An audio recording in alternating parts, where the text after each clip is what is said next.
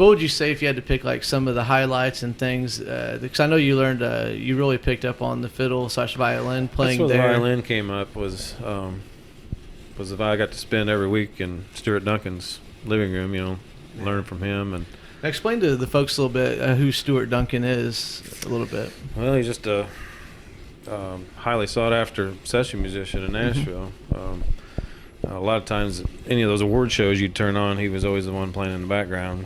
Right. There for years. And Mark O'Connor, I went to his violin camp when I was down there. Mm-hmm. He was a huge influence. Another too. well known. Aubrey Haney was another one in Nashville. He played for Clint Black when I was down there. He was an amazing player. And to get a job playing for another, like a big artist, and at that time Clint Black was as big as anybody. Yeah. And that's a tough gig to get.